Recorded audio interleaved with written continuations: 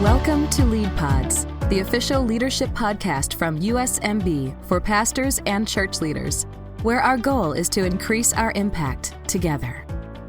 Hello friends, welcome to episode 142 of the USMB Lead Pods. My name is Matt Ersman and so glad to have you with us for the final episode of 2025. We're going to take a couple weeks off for Christmas and New Year, so this is one that we recorded several weeks ago and I have been really looking forward to sharing with you.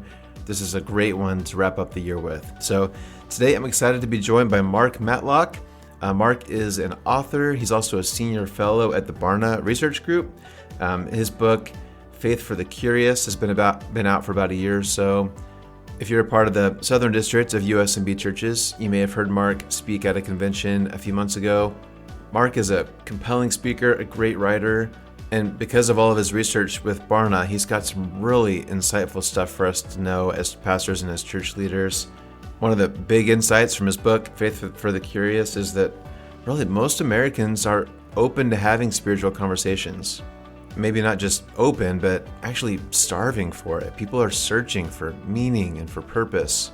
So today, Mark will lead us through that. I think you will find him to be very compelling, very interesting. This is one, again, that I've been looking forward to sharing with you. I think you're really going to enjoy it. So real quick, we'll hear from today's sponsor, and then I'm looking forward to sharing my conversation all about Faith for the Curious with Mark Matlock. For over 80 years, Fresno Pacific University has been shaping the heart and soul of California as the Central Valley's only accredited Christian university. Today, our deep faith roots and pride in our community drive us to provide affordable, career-relevant education that transforms the lives of our students and the communities they serve. Discover your calling and start, finish, or advance your degree through over 100 undergraduate and graduate programs offered on campus or fully online. Learn more at fpu.edu/learnmore. All right, friends. Well, today I'm excited to introduce a new voice for some of you, but someone I've really been looking forward to talking to. So today we are joined by Mark Matlock. Mark is an author that some of you may have come across already, but he's also the executive director of Barna with an InterVarsity Christian Fellowship. He's a senior fellow at Barna, which we'll spend some time talking about, as well as the founder of a group called Wisdom Works, which does consulting works for different ministries and churches. And Mark recently spoke at the STC convention back in July, and I heard nothing but glowingly positive things from people who are at the convention. So we are just so honored to have Mark with us today. Mark, thanks for being here. Yeah, I'm glad you heard good things because I talked a lot there. You did. Yeah, there's just one point where I was like, am I going to have anything to say by the time we get to the end of this? So yes, nothing but good things. And man, I first of all, I know a couple years ago, your book that you co-wrote with Kinnaman, Faith for the Exiles. Yeah. I feel like that was just everywhere. Every church leader I know was going through that book, and I think it was very helpful for church leaders. So if you're listening and you read that book, that's Mark's work along with David Kinnaman from Barna. So tell us more about how did you get into the Barna research group, and what's kind of your role there? Explain what you do with them. Yeah. So, 25, 30 years ago, I guess it was, maybe even a little bit longer than that, but I think it was like 30 years ago. I reached out to Barna to do some research on young adults or teenagers, wanted to understand what their evangelism practices were. And at that time, I was like in my 20s, launching a ministry, literally working out of a garage. It was me and Mercy Me, and we were just starting out in our world. And I thought, well, I'll call Barna and see if they can do some research. I call them, and David Kinnaman is the one who returned my call. And he had just graduated from college and started working for George Barna. And George thought it was really cute that I wanted to do a research project. And he said, hey, I don't know if you know how much it costs, because I'll tell you what, I really like your idea. And if you'll work with David, I will do it at cost, which was huge for, some guys working out of their garage. Mm-hmm. And so that was a huge act of generosity on George's part, but it also began a lifelong friendship with David Kinnaman. He's one of my best friends. And we started working together doing research on the next generation, which at that time was the millennials just coming into their own as adults. And that project led to David writing Unchurched, led to a book that I consulted on, You Lost Me, and then that led to Faith for Exiles. So that's kind of the arc of that. And now I kind of have been given the title of Senior Fellow, which just means that I speak on behalf of Barna and I'm able to have access to all of the resources there. So a lot of people, when they can't get a hold of David or one of the other Barna researchers, I'll step in and fill in there. And then a lot of the work that I'm doing research-wise is being done through Barna, and I'll consult on different projects for them. Man, that's awesome. And obviously, everyone listening knows, but Barna, I think we all use their research in our teaching and in our research for ourselves. And so I think it's just so important. It's like a Willy Wonka of data, where there's this magical place where ideas are like, what's going on in culture, and how is faith intersecting with culture, and all of these ideas coming together. It's just it's a fun environment to be in. Yeah. Well, can you talk a little bit, this is very off topic a little bit, but since we're here, like just the importance of having that data? Like I know the church historically doesn't always have a great reputation for having that kind of background and data, but I think in the last, I don't know, you can tell me 20, 30, 40 years, Barna's led the way, but there's other groups who are doing similar important research. Yeah. You just kind of explain why that's so important for us to know this stuff? Well, I think for a couple reasons. One is because, especially in the church, a lot of what we do is so local. And so we don't often have macro kind of benchmarks for things. Yeah. And I've developed a framework at Barna called Spotlight, Scales, and Shovels, that data helps us shine a spotlight on things that we wouldn't normally see. And Barna is so helpful because they are kind of deeply embedded in the Christian culture. They really understand deeply those things. You have a lot of groups that'll study religion, but just the fact they call it religion, it tells you something, right? This is really faith. This is how people are thinking. It's very complex. So having somebody who's done this and tracked this for a long time is really become Barna's specialty in that regard. But being able to make data-informed decisions and to be able to look at trends macro. So the spotlight data helps us shine a light on something maybe we aren't looking at by, what's going on there? Like recently coming into this year with our State of the Church research, we looked at the fact that young men are coming back to church in larger numbers, but young women are not. For the first time ever, we're seeing women joining the religiously unaffiliated, right? So that shines a spotlight on a trend that we may not necessarily catch just going to church on Sunday and during the week. And so that there's that. Then there's the scales, which basically help us to measure things over time, to see trends, to measure different segments of the population, Christian, unchristian, generational changes and shifts. And then the third thing is the shovel. It shows us where we need to dig and dive in and maybe go a little further. And Faith for Exiles, Faith for the Curious are both projects that were shovels. So when we did You Lost Me, we were like, hey, there are all these young people leaving church, but what about these ones that are staying? Why are they staying? Is there something we could learn there? So we wanted to dig deeper. That led us to You Lost Me. And then I was looking at data across several different projects going, hey, something's going on with Americans that are unchurched. The way they're answering questions about spirituality, there's something going on that I don't think we're paying attention to. And so we started digging in that to try to get more clarity around, what that looked like. Yeah. So let's dive into your new book, which I guess has been about a year or so. Is that right? Faith for about a year. Yeah, almost exactly.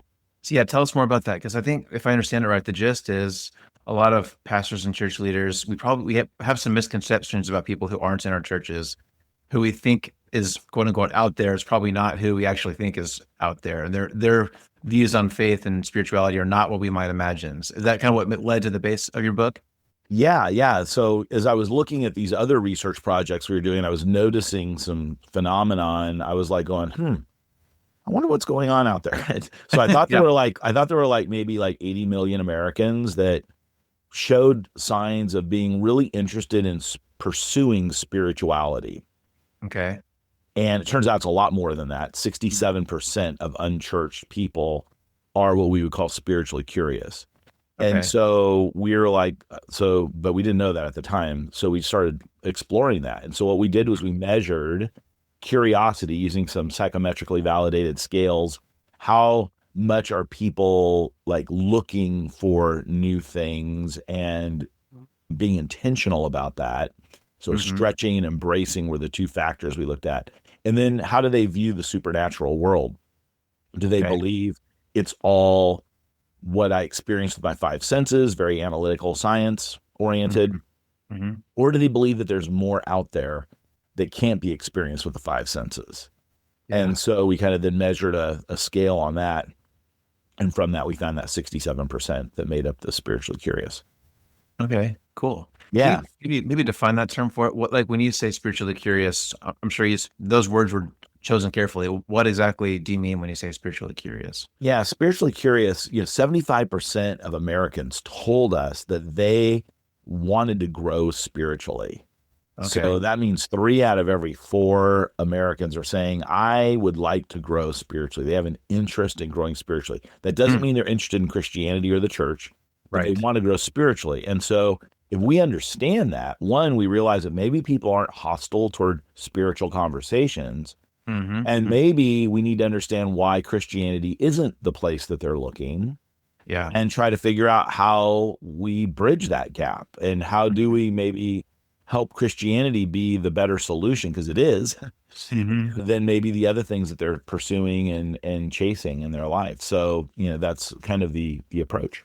Yeah. Yeah. So that was kind of the thing. Now, when we got into, if you read the book, I actually go into a little bit more fidelity around that. I have what I call the curious skeptic and then the spiritually curious.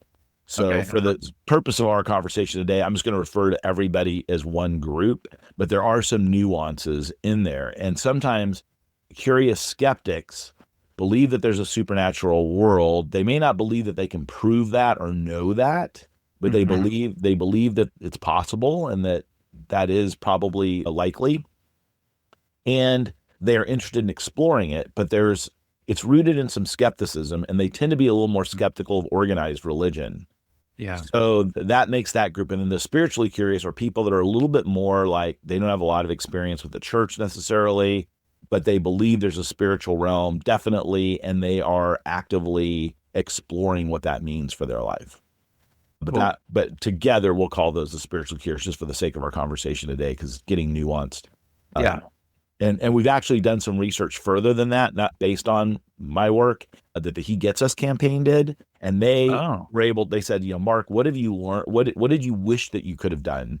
And they found 9 segments when they were able to do some more granular work that I wasn't able to do. But for our purpose, we'll call them all spiritually curious for now. Yeah. Man, that's great. That's Yeah. super fascinating. And I know you just said that doesn't necessarily mean that they're Christian or even necessarily interested in Christianity, but they're Right. spiritually curious. So do most people kind of start, most of these spiritually curious, is it kind of a universalist, like, let me just see what else is out there, there's got to be meaning beyond myself? Or where most of these people kind of start this journey? Yeah, it can be. So I think one of the critical things that I found about the people that fit that category is they're looking for an upgrade. They've experienced something about the image of God in them that they really like, and they want more of it. So maybe they've experienced intimacy and relationships, and they're like, how do I get more of that? And they found out that money and education doesn't necessarily get them there, but maybe if I can get in touch with my spiritual side, that will give me more intimacy. Maybe they're experiencing creativity, and they're loving creativity and beauty in their life, and they're going, maybe spirituality is the path to more of that. Maybe they're really upset with the injustices that are in the world, and they're going, maybe spirituality, being a spiritually anchored person can help me fight the injustice in the world and right the wrongs that are there. So it's important to realize that they're looking to upgrade and get more out of that. They may see Christianity actually as some of the inhibitors to what it is they're looking for, based on how much experience they have. But what I found is that if we start by finding out what they are passionate about and what they want or need more of, that helps me introduce Christianity to them in a way that is relevant to their need and to what it is that they're seeking after. And so that's a framing problem, because if I just come in and say, hey, Jesus is the answer, to whatever question you have, that's not necessarily it. And they're not necessarily, some people are, but not most people that we found are not asking big existential questions. They Yeah. do when they're going through a transition. So they Mhm. lost their job, they lost somebody through death. Maybe they're going through a divorce or something of Mhm. that nature. Maybe they're changing stage of life. They're empty nesters, or Mhm. they're a student in college going to college from high school. Sometimes in those transition moments, they ask those existential questions. Okay. Most of the time, they're very practical. How do I become more Yeah. creative? Mhm. How do I experience more love in my relationships? How do I become a better parent? How do I financially succeed? And the reality is, Christianity has answers and real solutions and power to heal what is Yeah. broken and Yeah. return us to that original state that is calling out to us, and to these people. I picked that out in some of the notes I was looking at, because I think we have this tendency to think that the existential stuff is what most people are thinking. So it's Yes. fascinating to me that your research kind of went the other way, because I think that's important for pastors and church leaders to know, that they're not wrestling with, if I die today, what's going to happen to me. They might be wrestling with, I've got this crazy toddler and I don't have enough money to pay my bills. Like that makes sense. Like, I think at first it sounds a little counterintuitive, but when you dive in, that's what people are wrestling with every day. And it's like you said, Yeah. Christianity has good answers for those things. Really good answers. Like, I know that you're never going to be more creative than having a relationship with the creator, Right. right? That you're never going to experience more justice than to know the one who is just. Yeah. The only way you're going to feel whole and have the power to do anything is by being, your sin being forgiven by Jesus. That ultimately is the essence of it. So for me, what's beautiful about this is that when I'm talking to a non-believer or an unchurched person, we have something to connect with, because Mm. you're upset about the injustice in the world. I'm upset about that, right? We have Yeah. something that really gives us a connection beyond a transaction of me trying to share my faith with them. Mhm. And unfortunately, for a lot of us, evangelism has become transactional. How do I Yeah. share a message of faith with as many people in as short of a period of time as possible, as accurately as possible? And the reality is that it's probably a little bit more of our embodied presence over time with people is where those real transformations take place. Yeah. So the idea of being curious is kind of the big part of your book. And another thing that I thought was so interesting is you point out Christians are typically not as curious as the world around us. Like, we have a tendency to be a little bit more, we want straight answers, we want certainty. We're uncomfortable with curiosity, and we like to have our nice little 3-point sermons where everything's kind of wrapped up pretty easy. And I think that kind of leads us to almost away from curiosity. Is that right? Yeah. Can you talk about that a little bit? Curiosity killed the Christian, right? That's like a mantra that we have almost. And Mhm. so what happens is, especially when we have, and the algorithms right now, this is another way that research can help us. The algorithms shape our perception of reality powerfully, Mhm. because we're constantly being told stories, given rationales for things. And so we've started getting to a place where we're literally living in a mass hallucination, in my opinion, based on our algorithms, which is why it's so important that we don't allow social media to direct us to things, and that we are judicious in how we allow it to influence us, because we're being shaped by it. We don't even realize it. And so I had two friends that have strongly politically leaning in different directions. I Mhm. asked them if I could see their Facebook feeds, and Mhm. they gave me their phones, and they were just totally different experiences. Oh yeah. What was showing up, what was coming through, and I was like, yeah, if you're constantly seeing the stuff, it's being shaped. So having that objective research kind of helps you, as objective as research can be. It's all a little subjective, but it does help us like see beyond that and go, oh, wait a minute, maybe I'm not seeing this right. But yeah, I think that's a helpful part of that, Mhm. because I do So think a lot of Christians think, oh, the world doesn't want this message, whatever. And we use something called the need for closure scale. yeah. The real question, Matt, is, is that it's a chicken and the egg problem. Mhm. Do we have a high need for closure, and that's why we're drawn to Christianity and the church? Mhm. Yeah. Or do we develop a higher need for closure as we are a part of a faith community and we embrace, the truth of Christ? But it's something that we said to be really, it's not pejorative to have a high need for closure. There's nothing wrong with having, it's just a cognitive style, right? Just a way we think. But it's important for us to realize as a church that we tend to be significantly more that way than the general American, and definitely significantly more than the spiritually curious. So that might mean that we are more straightforward and simple. We assume that people get things a little more plainly than maybe they do. And we shut down questions with answers. I think this is why we've seen a lot of the deconstruction with young people where they're going, I've got to figure out my faith and what this means. And they're leaving the church to do it because they found that the church isn't a safe place to ask questions. Right. They were shut down. They were given simple answers that weren't satisfying.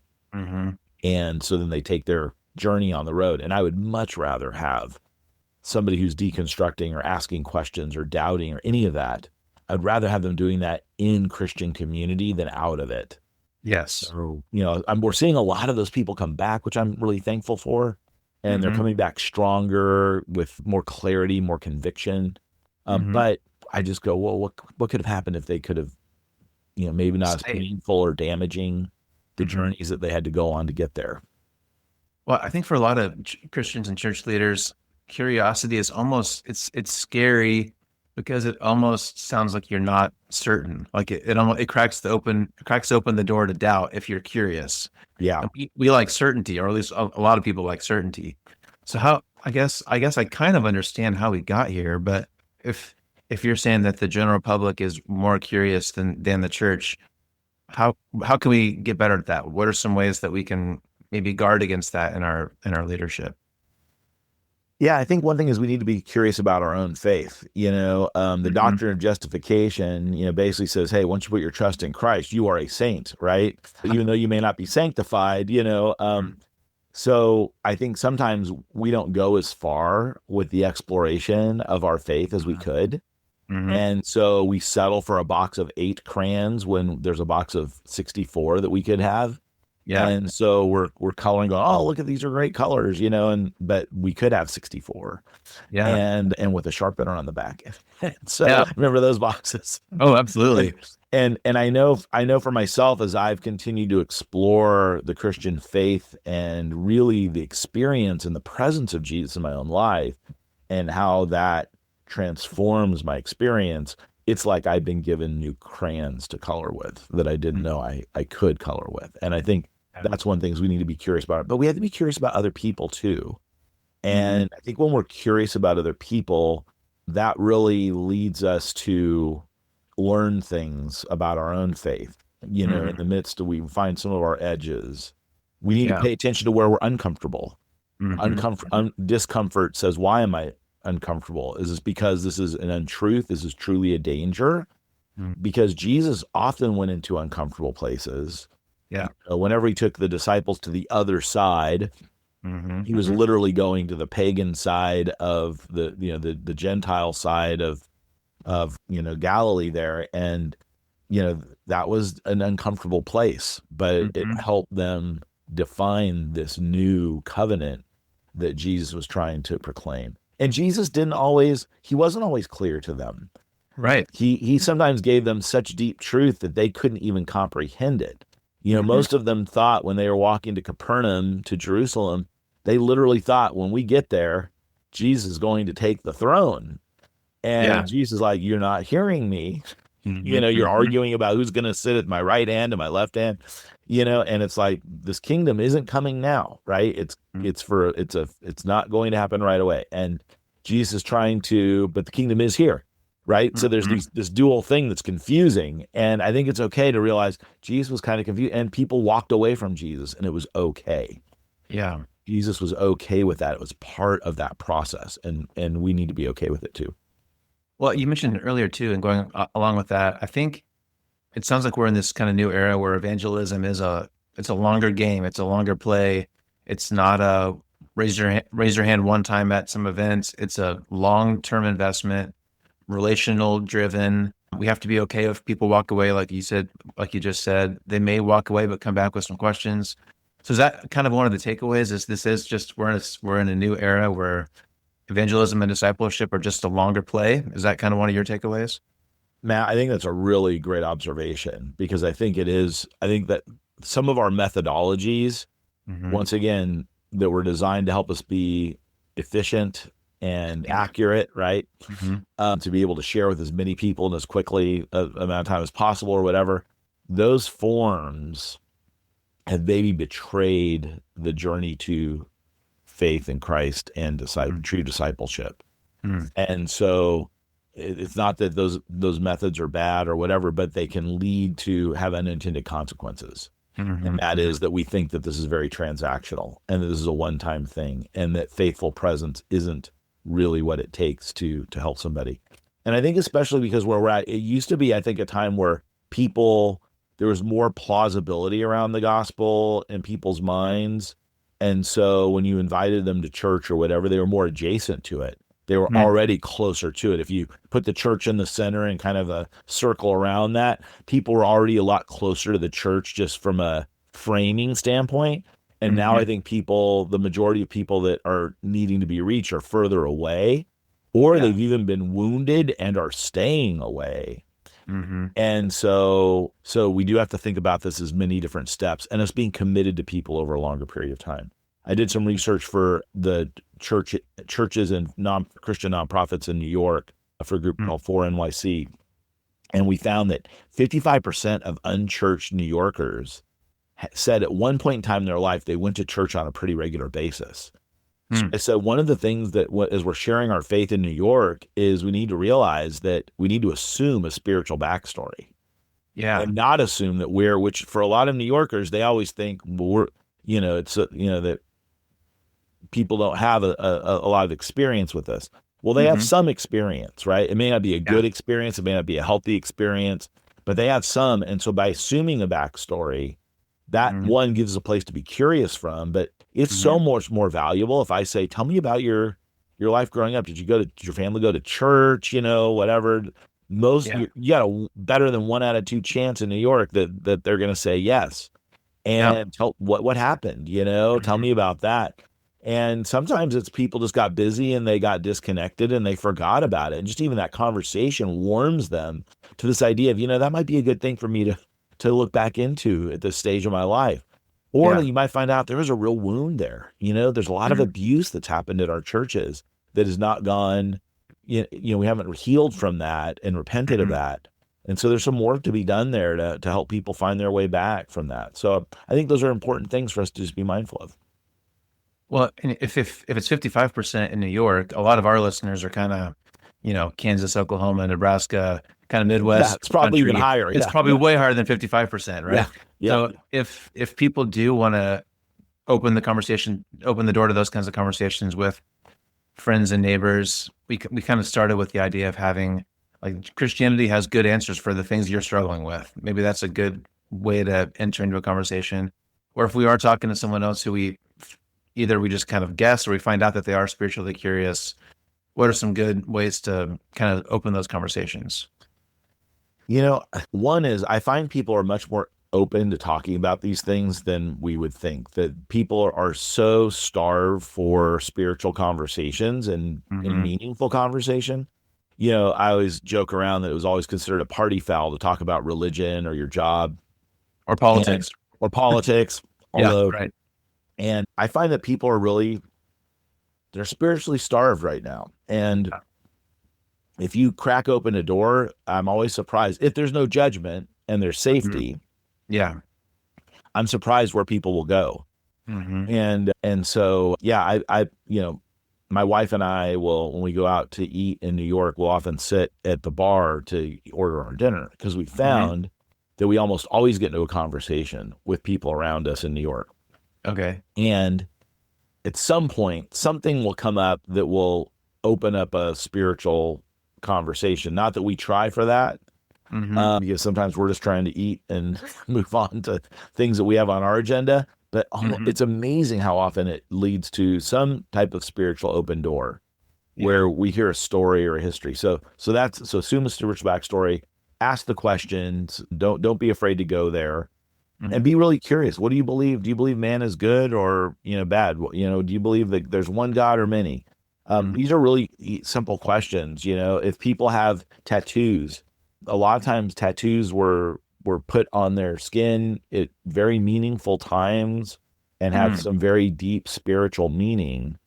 And because tattoos are often for people, rites of passage or initiations or markers of milestone events. So doing those things really opens up a lot of interesting doors too. Just talking about, hey, tell me about your ink. I've never had anybody go, that's personal. It's like they mark themselves for a reason, right? And so a lot of times people really want to talk about those things. Well, I heard another story from you. I think you maybe told this at the convention, or I've heard a couple people mention this. You've got a regular thing that you do on airplanes where you ask about, can you share that story with us? And how did that come to be? And why do you do that? Yeah. So in Faith for Exiles, David and I uncovered this reality that people that were resilient disciples had something that we call vocational discipleship, meaning that they saw their jobs as the way that they manifested Jesus in the world, how they made Jesus known. Okay. So if they're in healthcare, they saw it as healing and, being compassionate, merciful, these different things. If they were in the service industry, it's how I serve people. And sciences, maybe, how I'm feeding people or whatever the case is. So really interesting to see that. So I started thinking, how do we redeem our work? And as ministers, we don't think about this a lot because we went into vocational ministry. We don't often, and we're kind of told, hey, people that are working during the week, they're making money and they volunteer at church, and that's how they get their significance. And they give their, tithe off of their wages, and that's how they contribute. But the reality is that work itself, the gospel redeems work. And the Bible talks a lot more about work. And the original command we were given in the Garden of Eden was to fill the earth, multiply, subdue it, and to work, and to do that. And so redeeming work is really important. So one of the ways I did that was just by anytime that somebody would tell me what they did for a living for a season of time, I still do it every now and then, but for a season of time, I was saying, oh, you must be a Christian. And then that would get a reaction. And then I would have to try to show how their job, was being Christ-like. And it just led to some really fun conversations. I mean, I had a guy who was a corrugated engineer, which meant that he designed cardboard boxes. Okay. And he was literally had a master's in engineering. And I'm like, oh boy, this is good. I go, well, a couple things. One, you're helping the supply chain. You're helping, provide people with things that they need. You're also caring for the environment, because I imagine you're trying to create the strongest box with as little natural materials as possible. And he's like, and he goes, you're thinking about my job in ways I've never even considered it, I'm sitting down getting my haircut one day, I was talking with the people around me, and I was just saying, do you ever think about like how powerful it is that you have people for 30 minutes to an hour in and out of your chair, you have their focused attention. Yeah. And the questions that you ask them, the stories that you share with them could literally change and shape a nation. Yeah. And one of the guys, he actually changed his card, what was it? Stylist and chief storyteller. Nice. Yeah, that's good. But so I think there's a way about redeeming and transforming work. And so, there's a lot of fun stories on the airplanes with the talking to people about that. Yeah, that's awesome. Well, one kind of bigger picture question, and I know obviously we've been talking a lot about data and how important it is and how helpful it is. But one of the hard things about data is it doesn't really tell us the why, right? So it tells us maybe the what, and we can learn some trends, but the numbers don't explicitly tell us why these things are happening and how we got here. So we're talking about how this really is a shift. Like, this is kind of relatively new in American Christian culture. I'm sure you've thought about it, or maybe there's some research, like what changed, or how do we get to where this has been such a drastic change? Do you have any input or insight on that? Well, if we go back to Maslow's hierarchy of needs, right? The less that we need to do to take care of our daily needs, our basic sense of safety and security, the more we have opportunity to think about these higher things. Yeah. When I look at some villages that I've been in around the world where literally your whole day is just spent getting water that you need to be able to live. and you spend your whole day walking to water.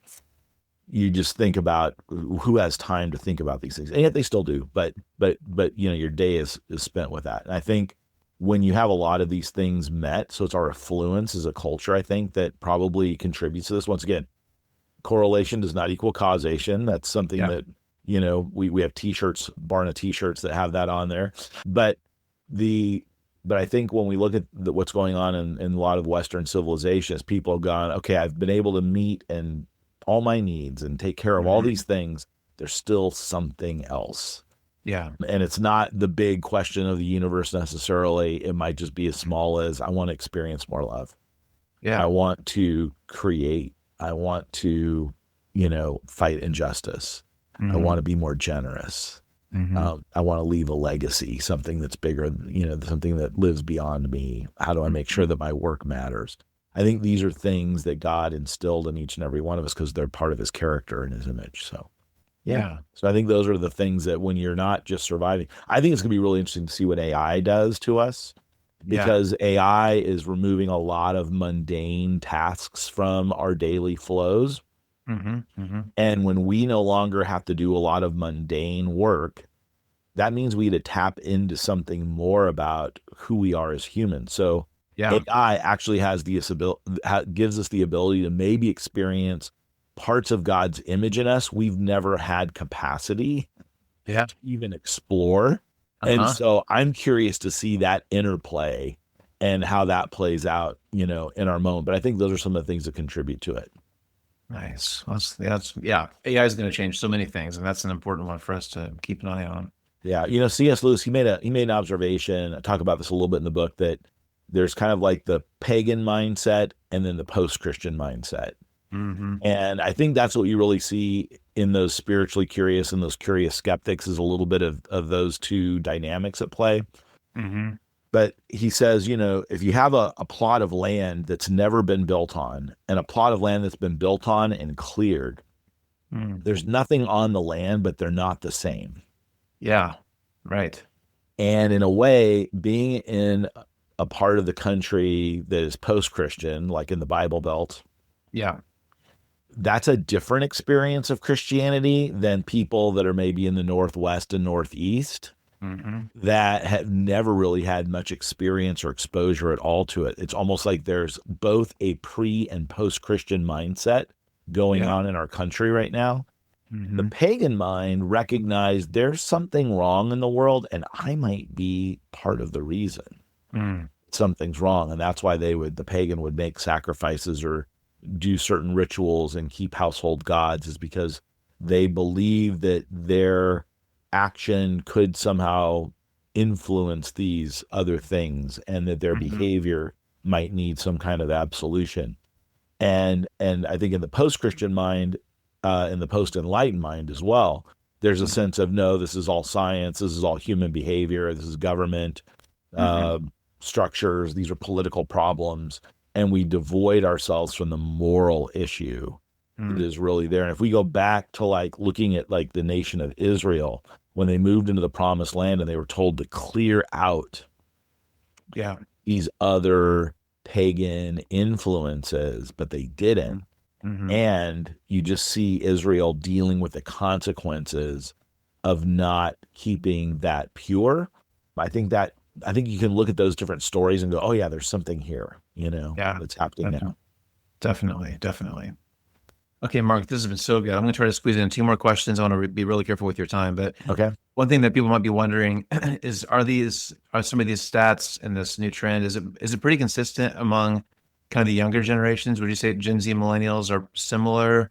Are boomers and Gen X also on a similar trajectory, or is this kind of divided by generations, or not necessarily? Yeah, if you look at the timing that we did the research, we're kind of seeing a revivalist movement happening right now among young college students. And this research was done prior to that. So I think maybe what we captured in some of this research was the soil that allowed for some of this activity that we're seeing right now. We're still trying to understand what it means and what it really is or not. But, some of the young men returning to church, Because one of the things that really came out in our research was institutional forms of Christianity were not interesting, but Jesus was. So following Jesus, really interested. Going to church, not so much. Right. So there was like a gap in that, right? And we're actually seeing a little bit of the opposite trend with these younger individuals. We didn't see huge generational differences in this research. Okay. We looked at some of that. We didn't see anything that we thought was significant enough to write about at the time. I think if we were to look at some things today, we might see some different perspectives. I think we're still trying to understand, we see a generation that's being filled with the Spirit, but we haven't seen that translate into like the commitment, truly discipleship yet. It's still a little bit of I'm constructing my identity. And if I'm just throwing a little Jesus into my identity, that's not quite enough. That's not quite Jesus as Lord, right? So we're still trying to understand what's going on there. And it'll take us a couple of years before we fully understand it. But we're doing work on that. Ryan Burge is doing some great work on studying those trends. Yeah. Cool. We'll look forward to your next book, and you can give us all the answers on it.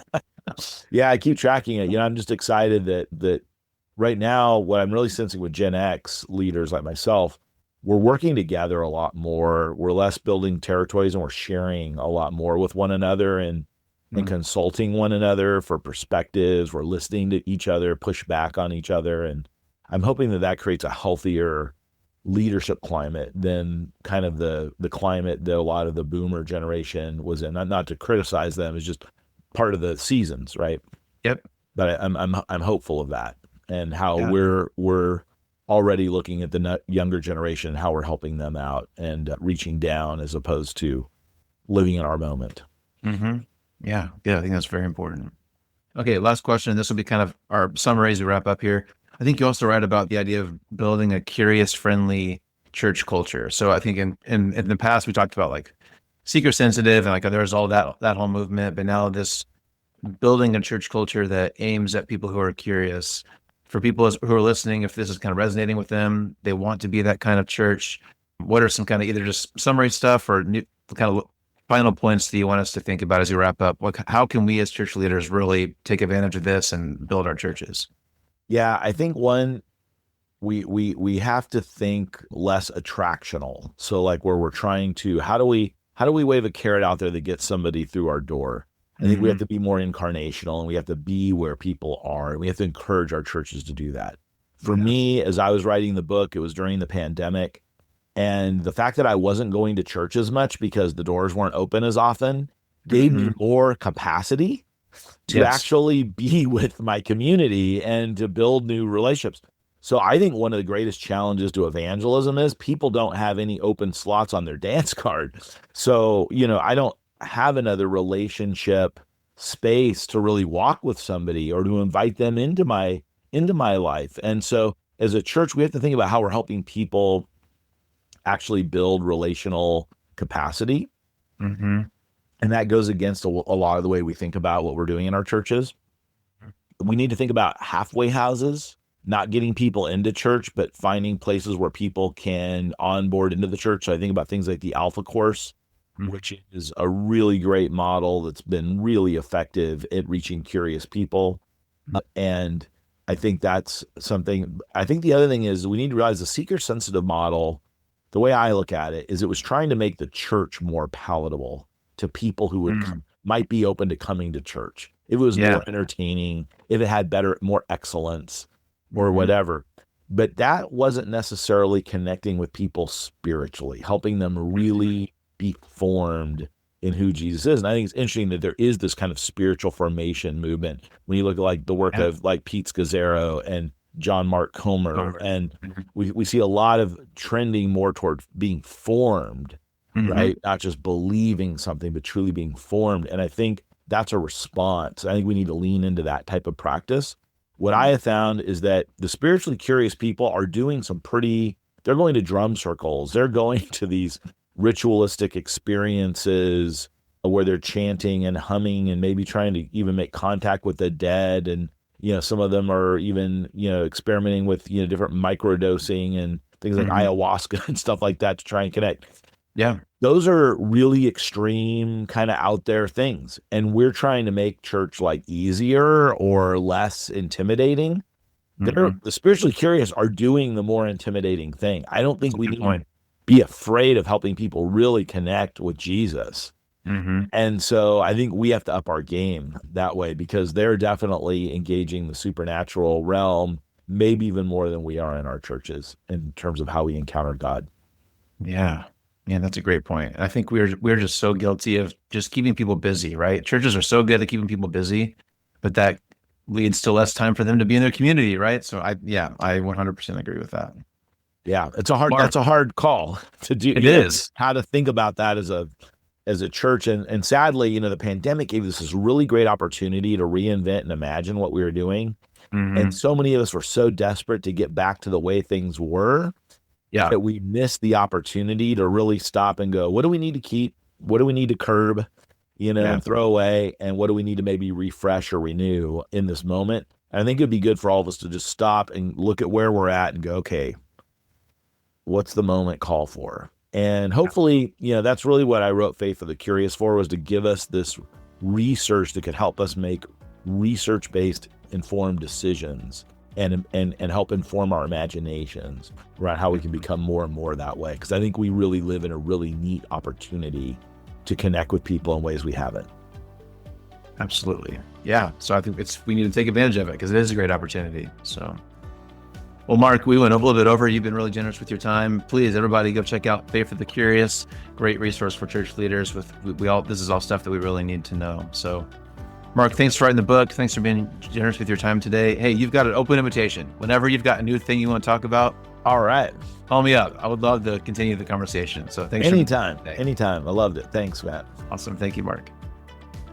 At USMB, we're shaping future leaders through our To Me partnership. 16 pastors received training this year. 26 young adults served as summer interns through the leadership pipeline. And several churches are expanding leadership development programs with our support. When you give to USMB, you invest in the next generation of pastors and leaders. Partner with us by giving online at usmb.org. Well, one more time, many thanks to Mark for that great conversation today. And I encourage you listening, check out his book, Faith for the Curious. It's out now, and that'll just continue to build on the conversation we had today. Again, really helpful, really insightful stuff for all of us as church leaders. And fun fact, just a few weeks ago, we had his brother Jeremy Matlock on Lead Pods. Jeremy's a USMB pastor here in Kansas. So if you enjoyed today's episode and missed Jeremy's before, go back and listen to that one, because Jeremy's also got a great book that we talked about. All right, so now as we begin to wrap things up now, many of you listening are probably getting ready for Christmas. We're just a few days out by the time this episode comes out. So I hope things are going well for you and your family and your church. Thank you so much for listening to Lead Pods all year long. It's been another really great year. And again, I'm just so honored and humbled that I get to do this with you every couple weeks. So thank you for faithfully listening. Hope you have a great Christmas and New Year season. And we'll look forward to seeing you early on in 2026 for a new year of Lead Pods. We'll see you then. Thanks for listening to Lead Pods. Make sure you don't miss an episode by subscribing to our show wherever you're listening today. Learn more by visiting usmb.org, and be sure to follow us on Facebook, Instagram, and Twitter. We'll see you next time as we learn more practical tools to increase our impact together.